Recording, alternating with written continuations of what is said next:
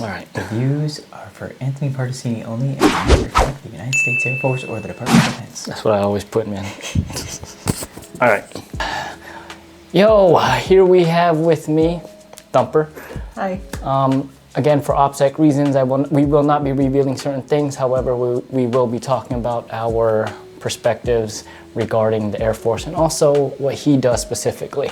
I have not specifically asked him what he does in depth, but like I don't want him to go too in depth, but just like superficial layers of what he does and basically his journey, because he's got 2 more years left, possibly more, depending on what he plans to do with Air Force. But I was actually looking forward to this interview. So really quick, please tell us about your Air Force background, how you got into the Air Force. Was it ROTC Academy or were you enlisted prior? So first and foremost, I was enlisted. I did about just under 13 years enlisted time. I was a bioenvironmental engineering technician first and foremost, 4 Bravo for those looking at AFSCs. And then I crossed over to be a 1 Bravo 4, which is a cyber operations individual. And so I did that for about 6 years and then went the OTS route to get my commission. So I applied, got selected, and then eventually made my way to Maxwell for the first time to go to OTS. And that's what I love about the Air Force is we have like a bunch of different individuals. Him specifically, he went the enlisted route. So originally, were you trying to play the long game? Oh yes, sir. Yeah. So I had a good idea that I wanted to go the full 20. There was a time at about year 7, 8 where I actually contemplated getting out, finishing my degree and figuring out what I wanted to do next. But that's when I cross-trained, which was a mentor of mine actually recommended I try to cross-train before getting out. Okay. So thanks to him, I actually did try, got selected for the 1 Bravo 4 program. Totally changed my perspective and what I was doing. And thanks to that, I was able to eventually commission. Which is amazing because here's my question. It's not on here on this prompt. However, with what you do now, why didn't you go Why didn't you go Space Force, and why did you stay Air Force? I did not choose to go the Space Force route, mostly because I did not know how we were going to be utilized in the Space Force realm.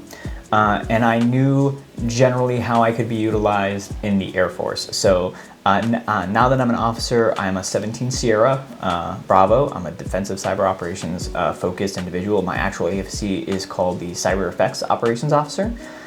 In my current role, I'm an instructor for that schoolhouse. So I didn't know how the Space Force was going to utilize cyber effects operations officers at that time. Yeah. And so I'm glad with my decision. I like what I was doing. I like being an instructor, and I like the possibilities that can come to me after that. And that's the cool thing too. Is like me and Thumper got along during this whole class because he deals with a lot of like information, and the stuff that he does is actually classified. And that's why I told him be superficial when you're talking about what you do because he cannot give too much detail.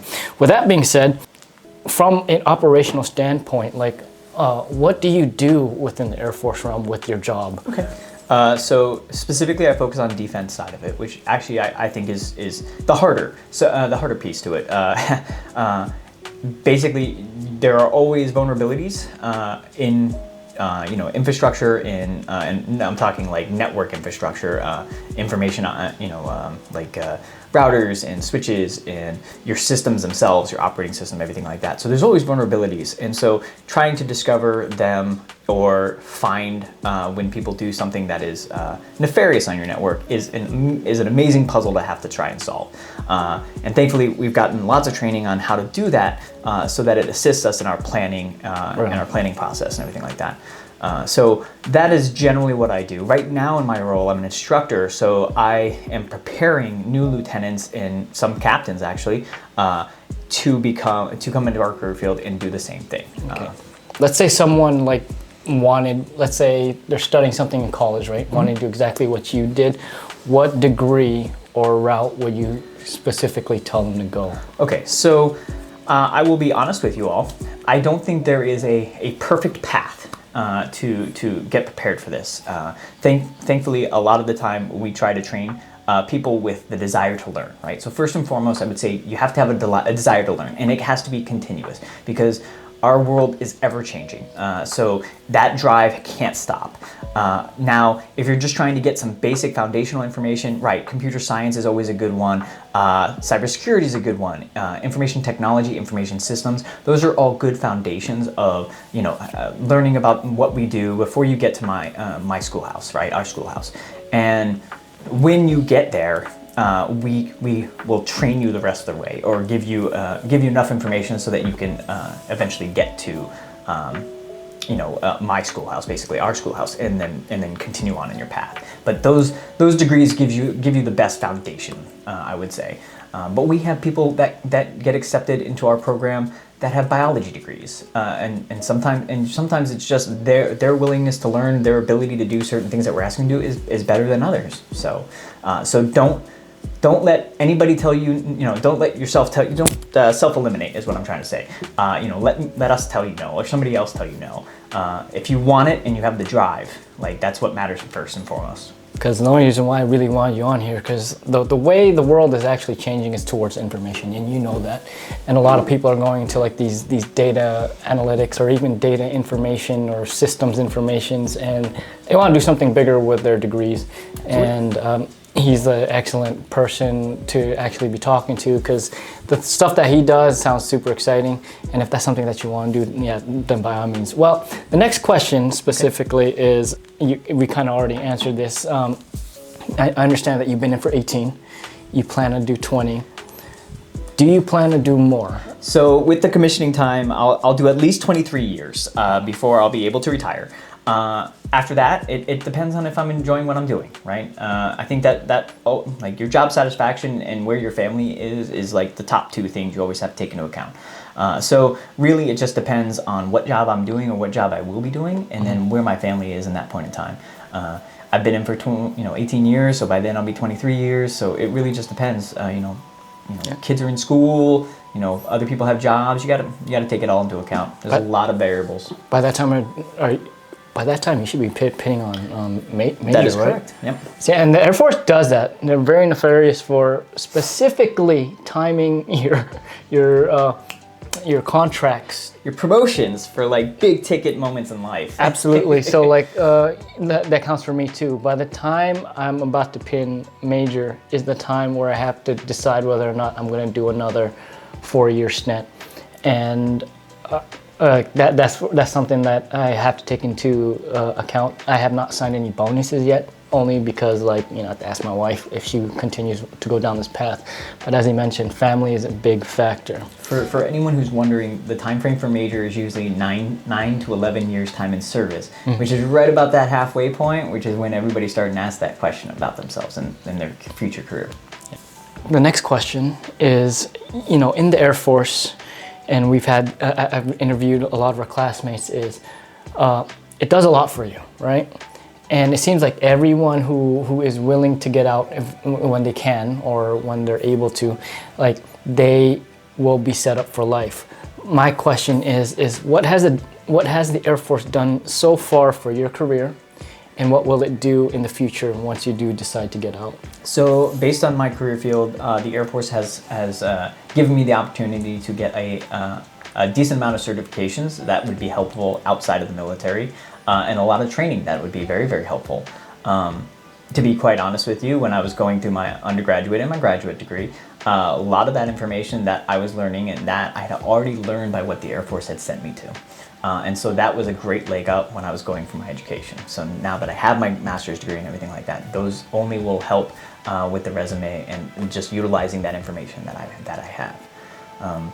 And I know that's not the same for everybody. Everybody's different in what the Air Force offers them. But I'm very thankful for what I have been given the opportunity to do. With your field though, I guess my next follow-up question is, what kind of jobs would you be afforded? So there's plenty of different roles. There are different types of analysts, network and host analyst jobs that you can get in a security operations center.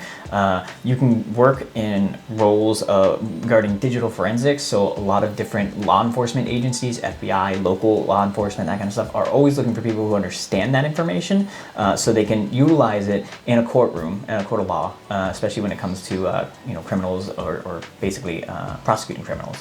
So those are two of the major areas. And then of course there's always just security engineers trying to build security into infrastructure and that kind of stuff. So there are a lot of different platforms. It's not as straightforward. There's a lot of different jobs. And if you're a writer, if you like writing, there's a lot of jobs that need people that know how to write about what we do, so that we can properly get that information out to people who don't always know everything we do. Absolutely. So. And the important thing about his job too is all these certifications that like he earns and all of the languages that he speaks. He's just not limited to what he's doing now. He could be working specifically like information systems if he wanted to. He could be working as an analyst. He could be working like a broad array of jobs, specifically because he stayed in for so long and he speaks multiple languages. And it helps like to be a nerd, and that's like what we do is you see me, and we call it multi-capable airmen. You've heard us say it like multiple times, is we work outside the function of our primary job, and we're able to speak different languages, which gives us the capability to be tactical and operational like on different levels. Now, again, as I've mentioned in the past interviews with my classmates, is the more that you do and the more responsibility you're given, the more likely you will be doing different things, and just don't limit yourself to what you're in right now. And with that being said, well, give them something motivational, inspirational. I'd like to just let everybody know, if you are interested in this career field, if you are interested in doing this, especially from an officer perspective, one thing I will tell you is technical leadership is hard to do. Making sure that you're staying understanding the technical aspect and how you do the things, but also bringing yourself out of the nitty-gritty portion of it and leading your team and understanding how to lead your team in these type of fashions. It's really important, and I would recommend everybody to not shy away from those opportunities that allow you to lead your team and potentially walk them through how to do something instead of telling them exactly how to do stuff. So definitely, as far as your professional development, as far as your continual growth, that is a big piece, and that works just about in any career field. Technical leadership is a big piece. But again, my parting statement to you all is, never self-eliminate. Let someone else tell you no. If you would have asked me 20 years ago if I thought I'd be here, I probably would have said no. But you keep driving, you find the right people, you find the right mentors, and you push forward. And if you're working hard and the people above you see that, and you're talking to them, they will definitely guide you and help you along the way as best they can. Absolutely. And to add on to his, yes, there's gonna be a lot of no's. There will be yeses. The yeses are the highlight of the no's. And you come to leadership schools like this, and you meet some really great people. And I've not met anyone negative here who basically said, no, you can't do it. Everyone here has put in their time, both on the outside and also here on the inside, to get to where they're at. And you can't fault them because they're just trying to help everyone else out. And we're just all a work in progress. And I'd like to say thanks. I appreciate you. Thank you. And we will see you guys in the next video that we drop. It'll probably be with what's called a mat or something. So, all right, y'all take care. Bye. Have a good one.